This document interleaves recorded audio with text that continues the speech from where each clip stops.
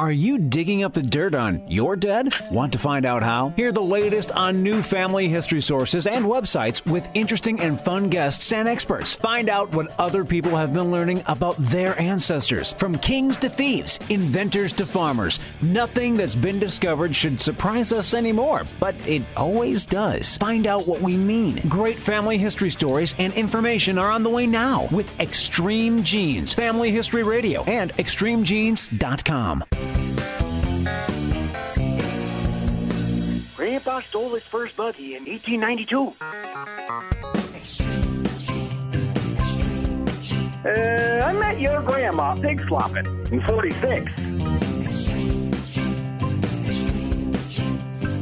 Oh, every Christmas we'd visit my Uncle Fred in prison.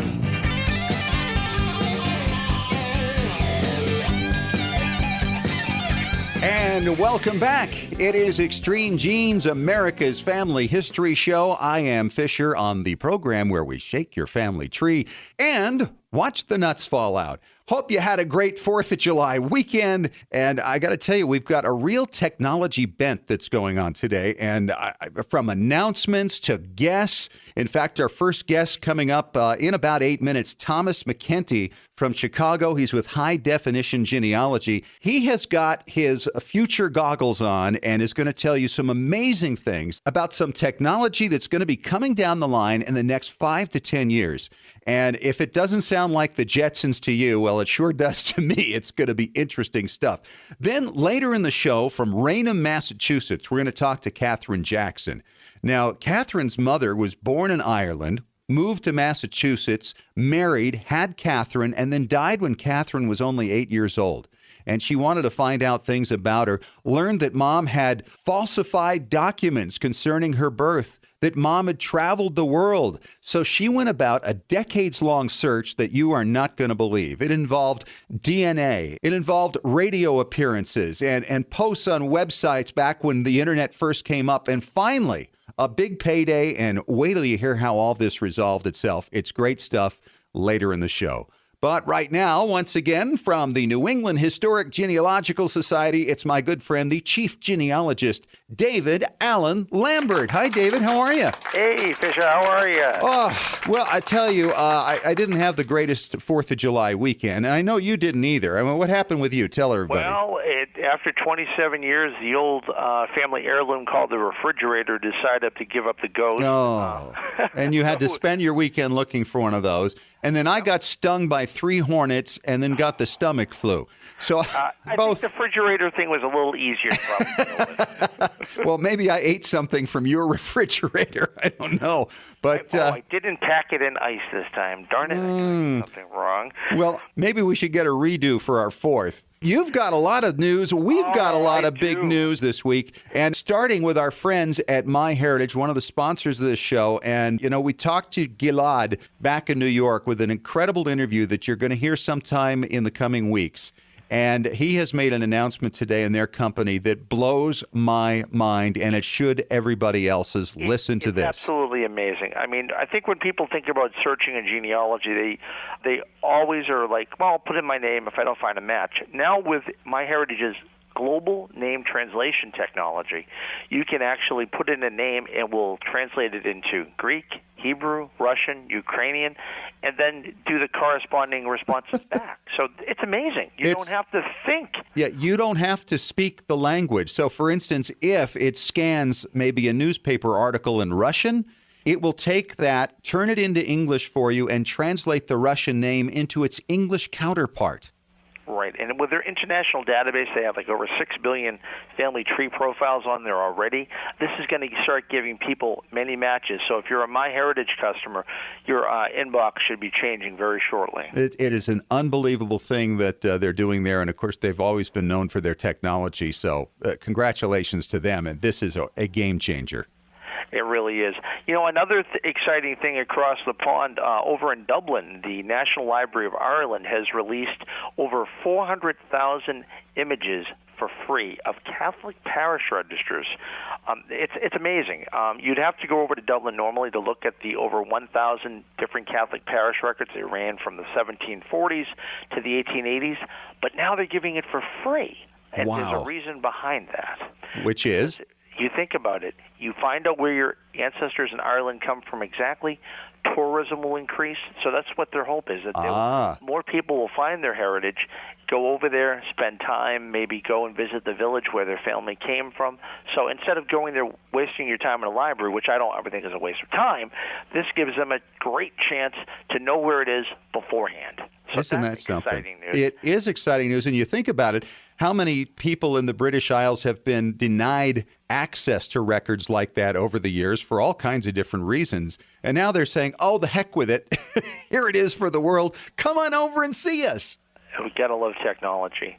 And on technology, speaking of things, if you were over there in Ireland or any place else, if you're able to copy microfilm over the years, you probably made printouts. But now with the technology on smartphones, whatever you're using, an Android, an iPhone, whatever, you can use your camera if you hold it steady enough. I find that using a flat screen microfilm reader, it's a little different on the slanted ones, but you can get a clear enough copy that you can either, one, post to your email, to send to a cousin that may be researching that.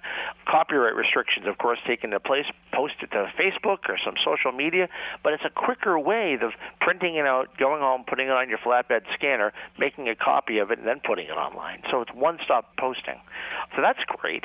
Very excited to hear about Catherine Jackson, NEHGS member, and I always say that, the more the merrier to share your story. So I hope some of the NEHGS listeners out there will take advantage and contact us at Extreme Genes with their stories, and who knows, they might hear them online. Exactly. You can email me at fisher@extremegenes.com. You can contact us through Facebook or our extremegenes.com website.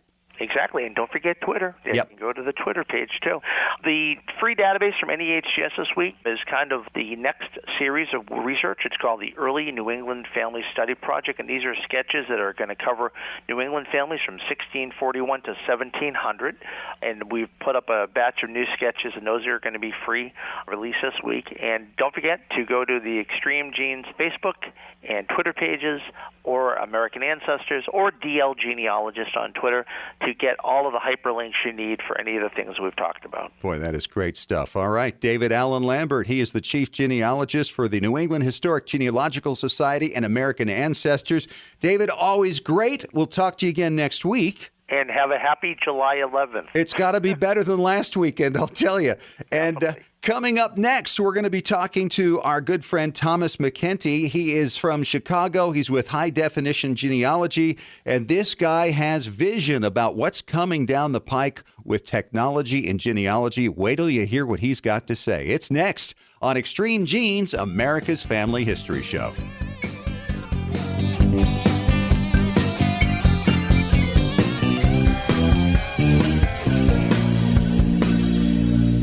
Genies, not long ago, something happened with one particular online research service that changed everything. It happened with a service that already has 75 million members worldwide, and it's not who you think it is. Hi, it's Fisher, and I'm always looking for new and better ways for you to discover your ancestors, not just the data, but the stories. The online service I'm talking about takes your family tree and then uses its powerful automated technology to match the people in your tree to over 5 billion records from around the world. Censuses, newspaper stories, vital records with 97% accuracy. This means no more wading through thousands of useless so-called hints. This also means the site itself is constantly looking for matches for you, even while you're sleeping. What site does all this? It's MyHeritage.com. You can try MyHeritage.com for free. Here's a special gift from me. Use discount code EXTREMEGENES after signing up and get an exclusive 20% discount at MyHeritage.com.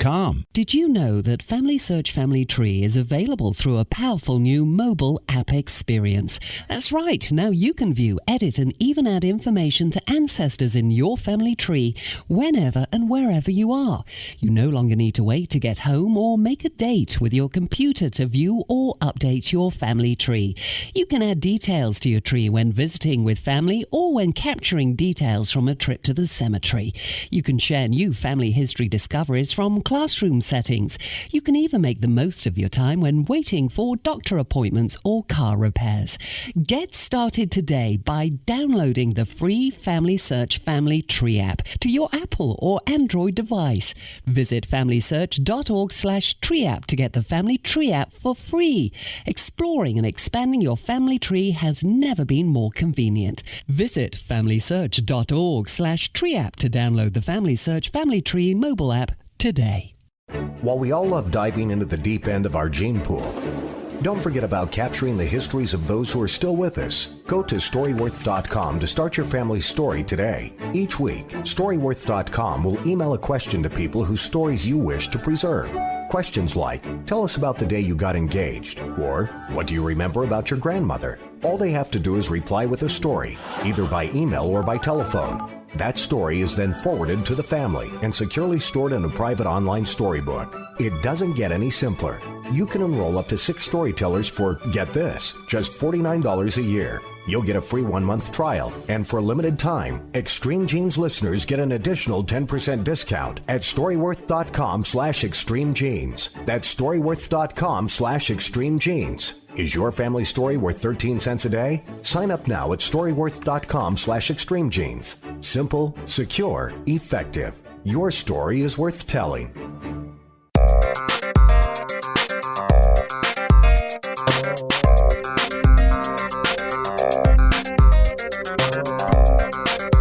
Welcome back. You have found us, Extreme Genes, America's family history show, and extremegenes.com. It is Fisher here, your radio root sleuth, talking to my friend Thomas MacEntee. He is based in Chicago. Thomas, welcome back to the show. Well, thank you. Thank you. It's great to be here. And, you know, I never have a conversation with Thomas when he doesn't get into some of the new technology that is coming out. And you know about things before anybody else for some reason. And I'm always excited to hear what you foresee coming down the road that's truly useful that you think we'll actually wind up using. What's on the agenda today? Well, besides DNA, one of the biggest things I think that's rather stealth, which is going to surprise people when it gets in focus, is wearables. You know what a wearable is. It's like a Fitbit bracelet. It's right. Like Google Glass. We're going to see that over the next 5 years really start to influence the way we do genealogy research. Now, how comfortable are people going to be with this, do you think? That's the problem. That's why Google took Google Glass off the market, because the rule is right now is if the wearable is noticeable by other people, they sort of are repelled by it. So that's why they're reworking Google Glass. But I think more and more people are using these Fitbit bracelets. I know as a baby boomer I'm concerned about my health, and it gives me some great feedback. Right. Now, talk about the feedback just with the health aspect of it, because I think people might not be familiar with that yet. Right. Well, the thing is, you wear a Fitbit bracelet. It can calculate things like how many steps you take in a day. You can set goals. You tap into an app on your smart device as well, or an iPad, and it gives you feedback. But, we're talking data here, and that is partly, there's a privacy concern, too. Who owns my data? Wow. I mean, this is data in terms of my blood pressure. It could be in terms of, is Fitbit going to sell it to an insurance company, and they're going to deny me insurance? I mean, there's all these privacy aspects we're starting to see with wearables. Has there been any problem with that so far? Not so far, but it's that big question mark. As more and more people embrace wearables, that's something that we need to look at, is who owns the data and who's going to be using it. I'm always concerned, and every genealogist should be concerned, when you sign up for any site, you should read the terms of service and know what companies are doing with your data. Right. Okay, well, let's talk about the application then for use in genealogy. What's coming down the road with wearables? Well, with wearables, you could see a bracelet type or even a ring that would give you a notification. Let's say that bracelet, you could upload your DNA data. You've done a DNA test with Ancestry DNA or 23andMe. You've gotten results. You've uploaded the data to the app, and it's then your bracelet might vibrate when you're within 300 feet of a third cousin because you both have been using that database. At a conference like RootsTech this past year had 22,000 people. Right. There's no way I could find a third cousin. You can't stand there in the expo hall and yell. But this way, it sort of says, oh, wow, someone is 100 feet away from me. I wonder who it is. Now, that would have to be with somebody else also wearing the bracelet, right? Exactly, and it also has to be permission-based. If I don't want to participate in that type of notification, maybe I just want to get an email that says, hey, I was at Roots Tech, and I think we're third cousins. It's all about options and tailoring it towards the user. And wouldn't you think, though, there's a certain limitation that would take place by the fact that it's new technology for some time? Right. A lot of people who do family history research are older and not comfortable with it. Many then wouldn't want to participate. So you really have a very limited view as to how that might work in terms of running into somebody. But it sounds like at least it's a possibility. It would be really interesting from that point of view. And I think we'll see more embracement possibly with Google Glass. Believe it or not, Google Glass, you wear this over your eyes. It has an audio feature where you talk to it. You say, "Okay, Google." It works on wireless, and you could stand in front of a tombstone and say, "Okay, Google, pull up the family history record on Find a Grave for this person," and it would actually look at the tombstone, decipher, read the text, and pull up any existing record. Wow.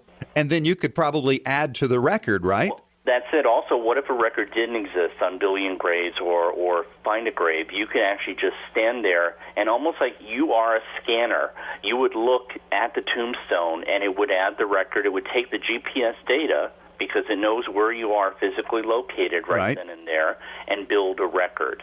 Isn't that something? And post it online for the world to see. Exactly. We're also going to see translation. We're going to see translation of documents. If I'm working in Germany in an archive on a German document, I can look at it through Google Glass, and it will actually superimpose English text over the German text.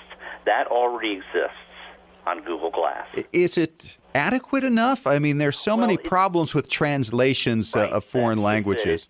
It's Google Translate, and we all know if you speak a foreign language, it's not the King's English or the Queen's English that comes out as a result.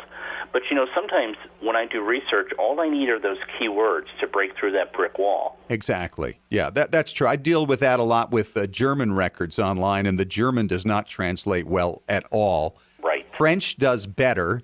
But it just seems to depend on the language. But I would imagine over time, all of that's going to improve as well. When you see some of the technology, like with MyHeritage and what they do in merging records and bringing it together, that kind of thing with language translation has got to come, and pretty soon, you would think. Yeah, pretty soon. Also, we'll see handwriting, being able to scan handwriting and do that type of work, even with Google Glass, to look at a written diary and have it translated into typed text and sent to yourself via email.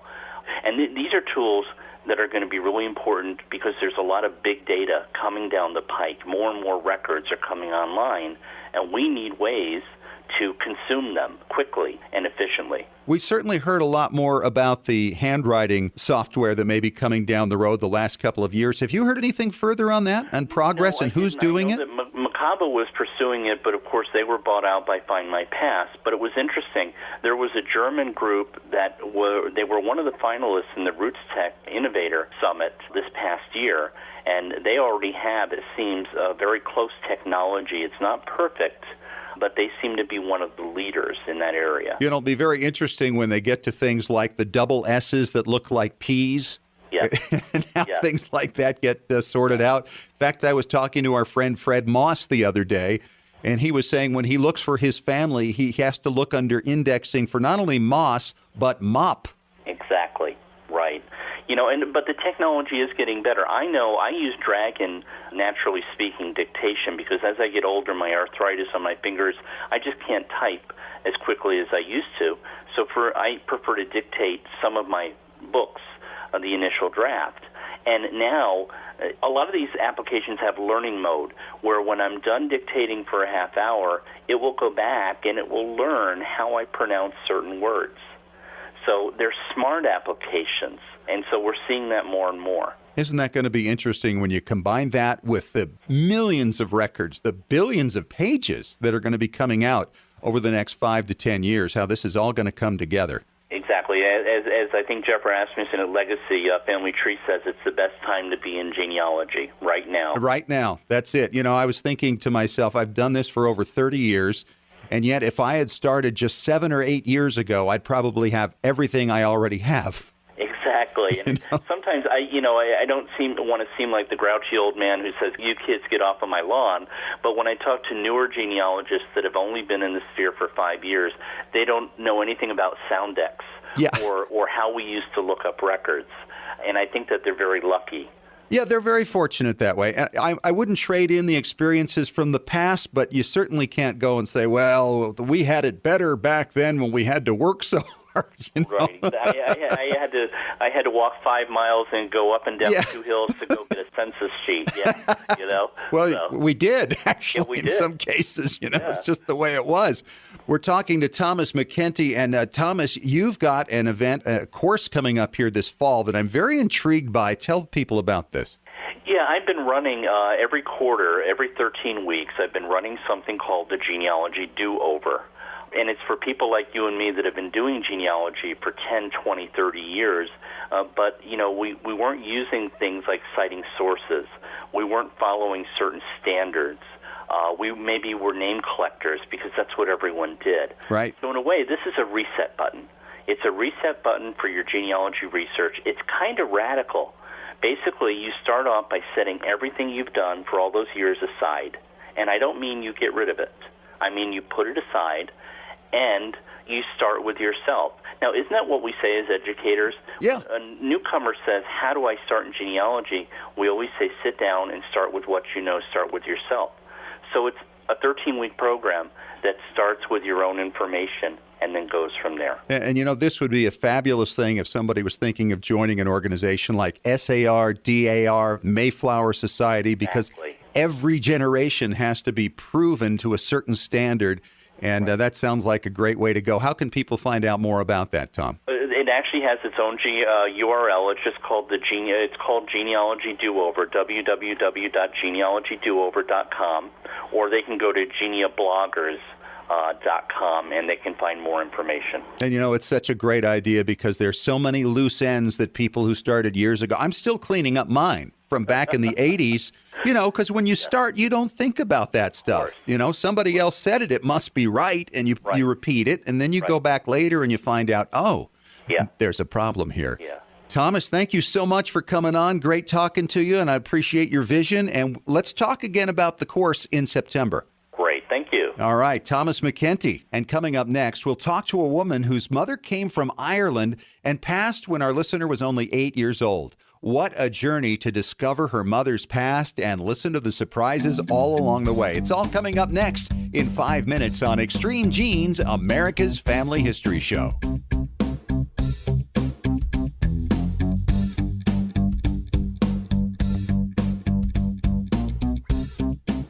Scientific studies have proven that youth who know even a little bit about their family history perform better academically and have a greater sense of personal confidence and stability. Genealogy is its own incredible superpower that arms our children with super strength. But how do you get your child or grandchild interested in studying their family history? That kind of stuff is just for grandmas, right? Not anymore. ZapTheGrandmaGap.com leaps the generation gap in a single bound. Author Janet Hovorka provides you with useful and timely advice on helping the young people in your life become engaged in their own family history. Janet has an entire collection of books to inspire the young and the young at heart in fun, interactive ways. She also offers creative tips and advice on her blog and in her free weekly newsletter.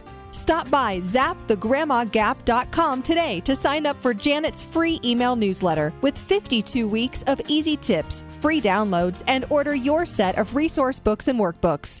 Can't figure out how to get your favorite Windows genealogy software running on your MacBook? Look no further than Crossover. Crossover by Codeweavers at www.codeweavers.com allows you to run your Windows software on your Mac without the need to buy a copy of Windows. Crossover is easy to install and simple to use. Crossover supports many popular genealogy packages like Roots Magic, Legacy Family Tree, Personal Ancestral File, Family Tree Builder, and more. Crossover also lets you run other popular productivity apps like Microsoft Office, and a wide range of games. So if you're looking for an easy, affordable solution to your Windows compatibility needs, visit www.codeweavers.com today to download your free trial of Crossover. And don't forget to use the deal code FAMILY for an additional 40% off when you purchase Crossover. Looking for an easy way to show off your family history and share it with your family? Family Chart Masters offers beautiful custom pedigree art pieces and inexpensive family reunion draft charts in any design or size that fits your needs. With a free consultation at FamilyChartMasters.com, you can get started creating a new family masterpiece. Family Chart Masters has over 11 years of experience in creating and printing family charts. They can print any style genealogy chart from any genealogy file and can create exactly what you're looking for. You'll work with a specialized and talented consultant whose goal is to make you happy. Decorative charts make fantastic gifts for all occasions. And with Family Chart Masters' option of ordering duplicate charts at half price along with your original purchase at full price, you can afford to give a family heirloom to each member of your family. Contact Family Chart Masters today at FamilyChartMasters.com for your free consultation. Family Chart Masters will give the greatest care to your family history.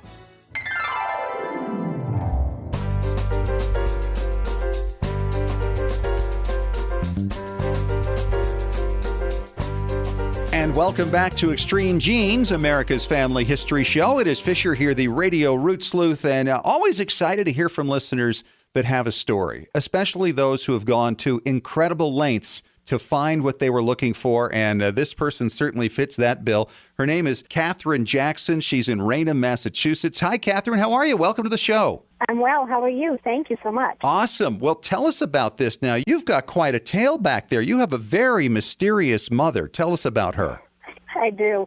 Well, unfortunately, my mother had passed away when I was 8 years old, and there wasn't too much that was left behind with regards to her family history, as she was from Ireland and she had done some traveling in between. She had finally landed in Boston, Massachusetts, married, had me, and passed away when I was 8 years old. I know basically everyone had passed away in her family except for an uncle who I had tried to reach out several times but was unable to get in touch with him through writing letters through elementary and high school and all that. So I just kind of let it go. And all of a sudden, the internet became a thing, and I had found a website in which people were searching for people from the specific area that my mother was from, and I had made a post. And someone had said, oh, yeah, we know your uncle. Unfortunately, he passed away a couple of years ago. And I kept in contact with that woman a little bit. And isn't that great when volunteers come along like that and say, hey, I'm here to help no matter what? Absolutely. And it was amazing because this was back in 2002 in which I had made that connection. And she was great because her mother and my grandmother were best friends. So now I was able to get some family history. So she kept in contact a little bit here or there through the years. And in 2010, my husband had surprised me with a trip to go to Ireland with my children. And our first stop was to visit the neighborhood that my mother had grown up in or had last lived in before she had moved. And that's when all these curious things started happening. We hear that all the time. Yeah, it's just one little spark, I think, really can make a huge difference. One little thing. So this woman had actually left the neighborhood and moved to New Zealand. And she had come back to visit the family the same time that I did.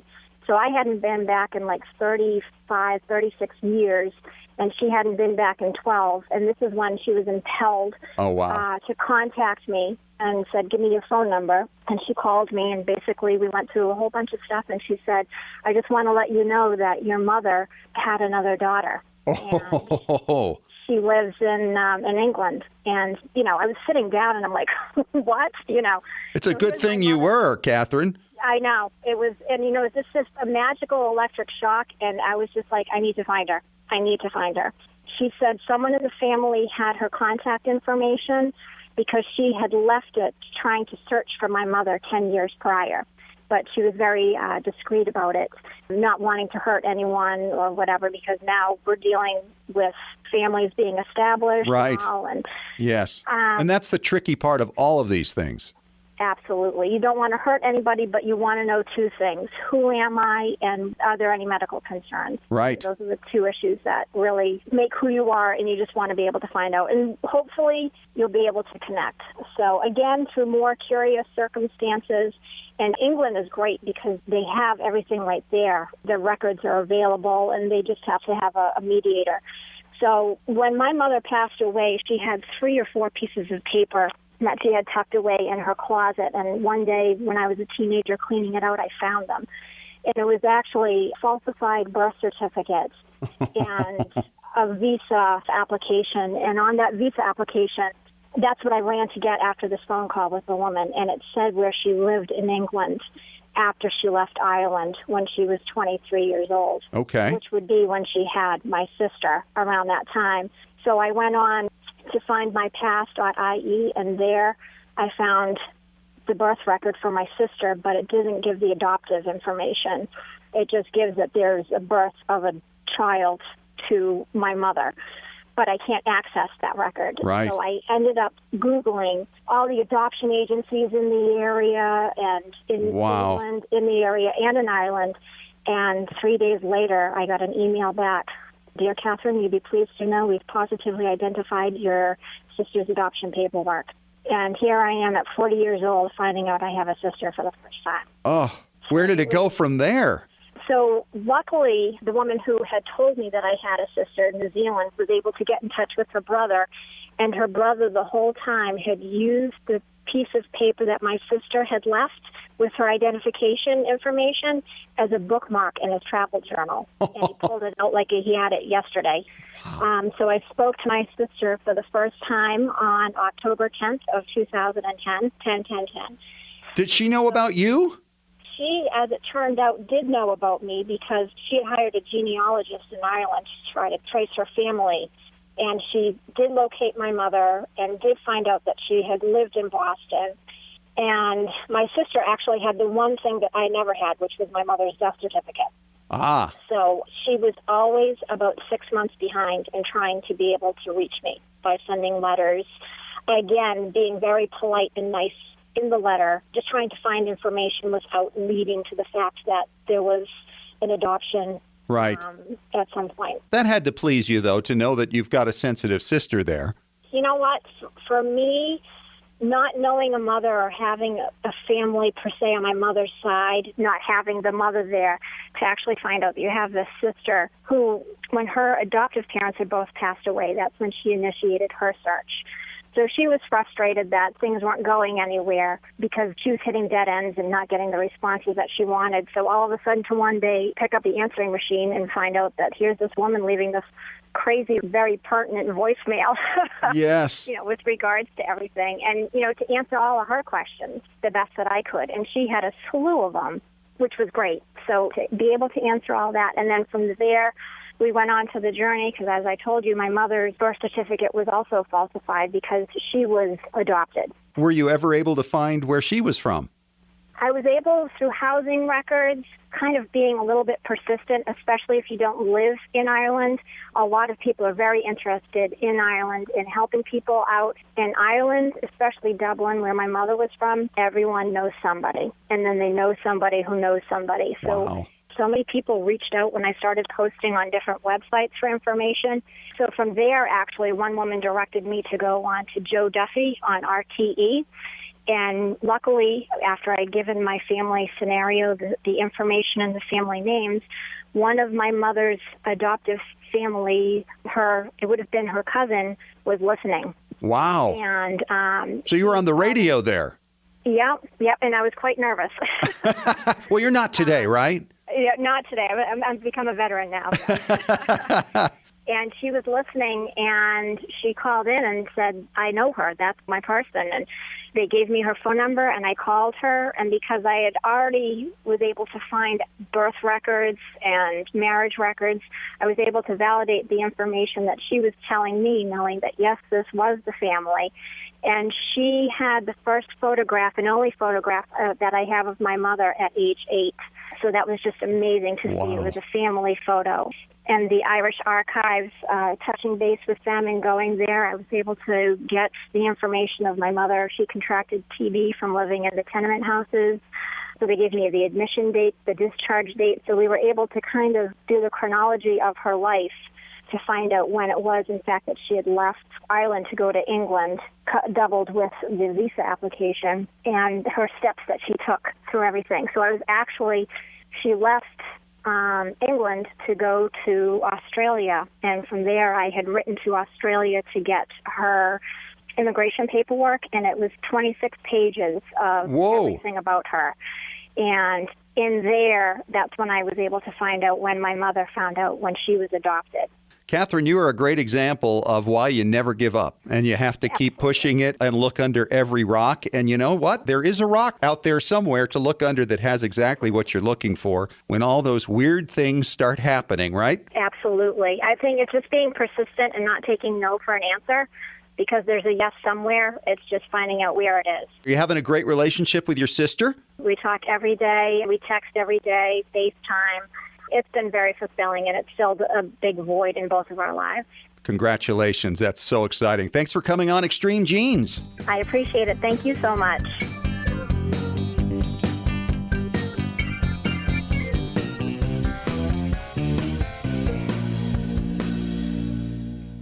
Hi, Genies, it's Fisher, and I've been telling you about MyHeritage.com's amazing new technology that searches your family tree day and night for you, finding matches even while you sleep in documents and other people's trees. Here's a find I never would have made without it. It's a newspaper story about a relative of mine, Paul Sagal, who I knew many years ago. It's from 1943, when Paul was serving in the Pacific. When he learned his father died, he wrote a poem to his brother that indicated he wouldn't be returning for the funeral. He wrote, "There'll be no furlough for me. I'm in the Marines, you see. Alive and well as I am, memories I'll keep of my dad."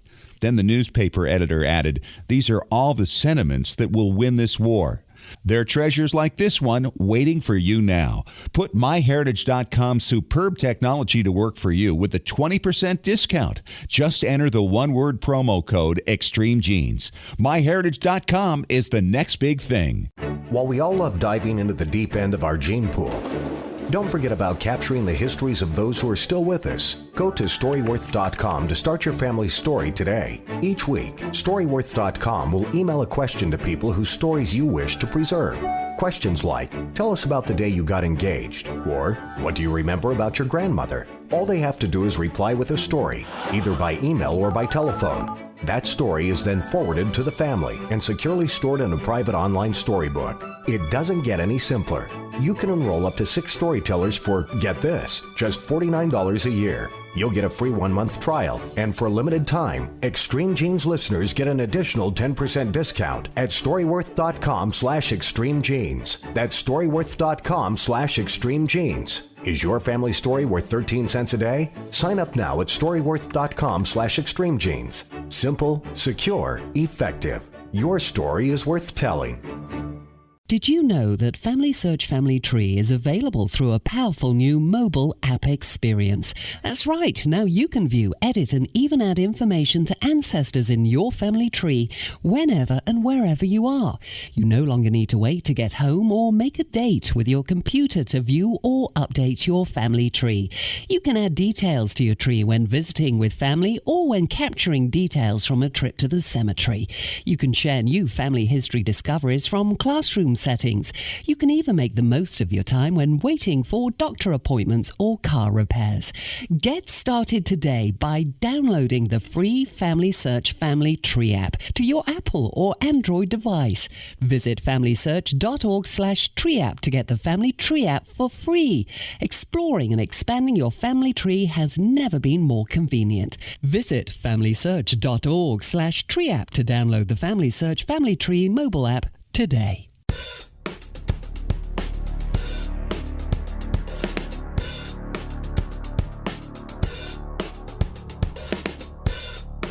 It is preservation time at Extreme Genes, America's Family History Show, and ExtremeGenes.com. It is Fisher here, your radio root sleuth, with Tom Perry from TMCPlace.com. He is our preservation authority. Hi, Tom. Good to have you back. Good to be here. Our email today comes from Brent Gibson in Edgewood, Washington. He said, Tom, I have some old postcards and photographs from the early 1900s that were laminated some time ago. Is it okay to leave them in the lamination, or is it even possible to get them out? Great question, Brent. What's the answer, Tom? You know, that is a really good question. That's something that's really, really important, because back in the day, you laminated everything. That's right. You know, your kids' hand drawings or fingerprints, all kinds of stuff. You laminated everything that came down the road. Even long before that, they used to cover autographed baseballs with some kind of protection. Wow, I didn't even know that. You know, the thing is about lamination, there's good news and there's bad news. The deal with this stuff that this gentleman has, if everything still looks good, it's away from the sun, I would just leave it. I wouldn't mess with it. There's two basic kinds of lamination. There's hot lamination and there's cold lamination. Now, hot lamination, what it does is when they're laminating something, they're on these big cylinders, they get very, very hot, and the plastic, if it's at the right temperature, it actually melts together and melts to whatever's inside. So it bonds with it? Exactly. It's permanently bond if the temperature's right. You know, some people that don't do a lot of laminating, they just flip on the machine. They don't wait till it gets up to temperature and runs things through. It will just bond temporarily. Like I've got some old newspaper clippings of my dad that you can basically peel the laminating off. It sat so long, it's finally released the paper inside of it, and you can take it right off. Now, one thing, too, with the different kind of laminations is you want to get stuff that has a UV coating in it nowadays. In the old days, they didn't really know a lot about UV coating. They would hang pictures in their living room and wonder why this one is turned pink or purple or orange or something like that because the dyes go away. And then the ones in the kitchen, why do these still look fine? They're the same photo. They were done at the same time. There are so many things that go into this. So what you want to do with your old ones, like I mentioned, if everything still looks good, just leave it that way. Keep them away from the sun or any UV lights. You know, sometimes even in your house, if you have a fish aquarium that has those purple lights, those really penetrate the water. That's the reason for that, to get rid of algae growing deep in your fish tank. So if you have a photo that's framed or in lamination that's sitting by that fish tank and it's getting those UV rays, those are more intense than the UV rays that are coming through your front window, and they will ruin stuff. So make sure if you have a fish aquarium like that nobody would even think about, don't keep your photographs or newspaper clippings or anything near those, because it can actually ruin those and age them faster than the sun would. I would have never thought of that. And, you know, I've had a fish tank near my collection of signed photographs that have been fading somewhat for some time. Gotta go. Yeah, it's gotta go. It's your fish's problem. We call him our fish wrangler that takes care of our salt water tank. And he's taught me a lot of stuff about this. And so I put two and two together and come up with four and thought, that's why these things are fading. There's no sunlight on them. It's a kind of a purplish light in the fish tank that really keeps the fish living and their aquarium clean. So you got to be careful with stuff like that. Like you say, that's something you never think about. So back to the laminating itself. Now, the hot laminating is one kind. The cold laminating is the kind where it's basically just glued together and sticks to it. And in the next segment, we'll go into a little bit more detail on cold lamination and other kinds of ways to protect photographs. All right, when we return in 3 minutes on Extreme Genes, America's Family History Show.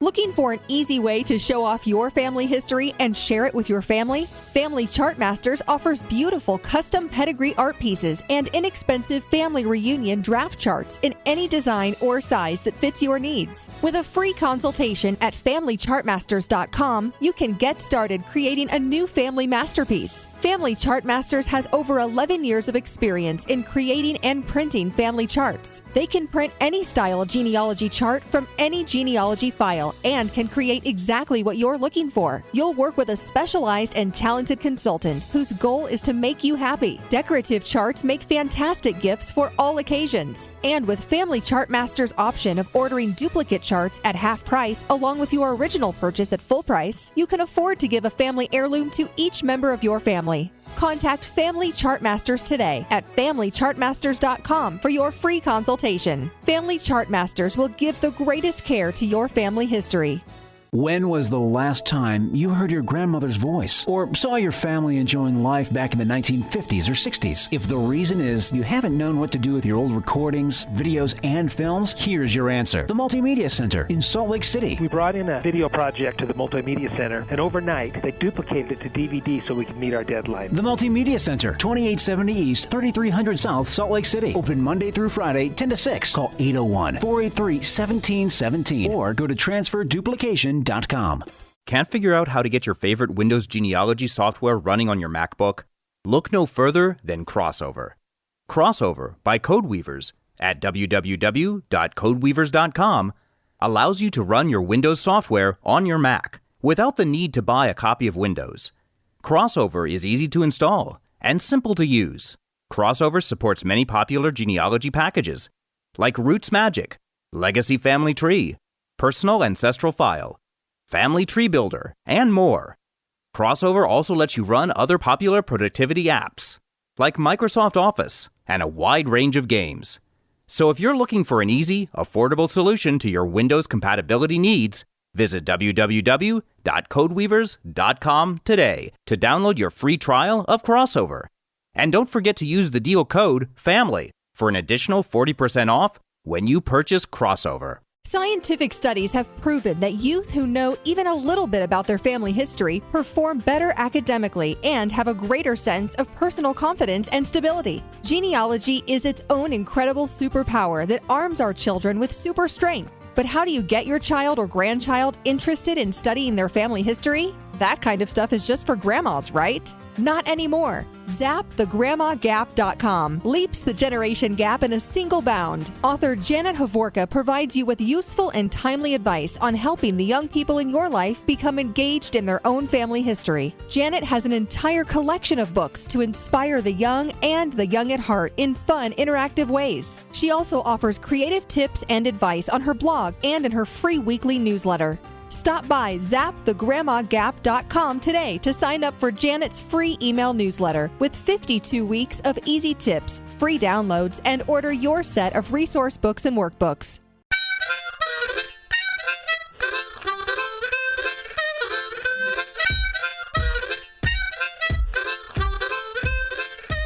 All right, we are back. Final segment, Extreme Genes, America's Family History Show. And it's Fisher here with Tom Perry from TMCplace.com. Talking preservation as always, and we're answering Brant Gibson's question from Edgewood, Washington about lamination. He's got some old postcards and photographs from the early 1900s, and he doesn't know quite what to do with them. We've covered some of that in the first segment. And Tom, you're talking about now cold lamination. We mentioned the hot. How does the cold work? Okay, well, cold is basically just loose adhesive is what I call it, because it doesn't have to have some chemical or heat reaction to make it sticky. It's sticky originally when you just pop it in. Now, one thing you got to be careful with cold lamination, basically you have one shot. If you lay it down and you get bubbles in it or it's crinkled or something, it ain't coming off. Ooh. So it's kind of nasty. The one nice thing about hot lamination is it usually goes through these big rollers and you kind of feed it through so the machine takes care of it. With the cold lamination, it's like putting a bumper sticker on a car. You kind of lift it up, you stick it in, start folding it down and running a credit card or something across it, and just hope that you have everything lined up so it's not hanging halfway out or it's getting wrinkles in it, which can really be a pain. What's the advantage of cold? It's a lot cheaper to do. Hot lamination machines are very expensive. A good one, you're looking at $1,000. Wow. Where cold lamination, you can run down to Office Depot or Office Max and just get cold lamination, stick your stuff in, and reel it down.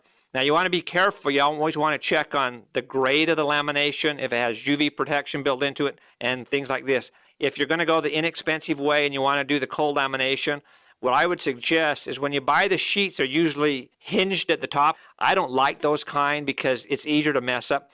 So I like to get the ones that are separate sheets or cut the end of them off. And then when you open it up, then take your document or whatever you want to do the cold lamination. Don't start at the top or the bottom. Kind of just make a little light pencil mark where halfway through your sheet is and then where halfway through the lamination is. Then start at the middle, the very middle, and just get like a pencil and set it down there and then rub the pencil eraser softly across what you're going that will seal it right there in the middle. Mm-hmm. And then you work from the middle to the bottom and the middle to the top. So it's shorter. Right. So you're working with half a size. Less chance of bubbles. Exactly. A lot less chance of bubbles, less chance of getting it cattywampus.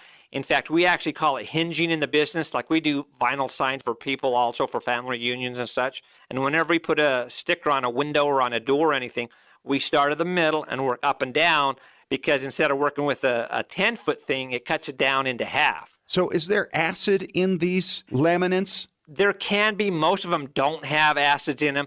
Just always look for the seal that says that it's archival. And hopefully people nowadays are being a little bit more honest with that. It's kind of a self-regulated thing. Go with big companies when you're doing things like that, so you make sure you get the right one. Like USI has been supplying laminating equipment and supplies for years. They've been around and they've got a good reputation.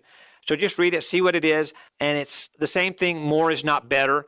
Don't necessarily get something, oh, wow, this is 3 mil thick, or this one's only 1.5 mil thick. It must be better. Not necessarily. When you're working with the thicker stuff like 3 mil, 5 mil, you're basically working with almost like a piece of cardboard. If it does get direct light, it can be like a magnifying glass. Right. And it'll actually ruin what you have inside of it. So kind of think of how I want to preserve this, why I want to preserve this. Is this an original? Is this a copy? And going back to that, as we've talked about on many segments, always make a copy and use that to frame or laminate or whatever. And always keep the original in just a sleeve that you can put it in and out of, that you know for absolutely fact that it is archival quality. And kept out of the light and in a drawer and in the dark somewhere. Exactly. Away from heating ducts, away from AC ducts, all that kind of stuff. Keep your ducks away from your good document. All right. Keep your ducks in a row. Thanks so much, Tom. Good to see you. That wraps things up for this week. Thanks once again to Thomas MacEntee from High Definition Genealogy in Chicago and his amazing foresight about what's coming down the road with genealogy technology. And to Catherine Jackson of Raynham, Massachusetts, and her incredible story of her research on her mother in Ireland and finding a half-sister in England. If you missed it, catch the podcast, extremegenes.com. Take care. And remember, as far as everyone knows, we're a nice, normal family.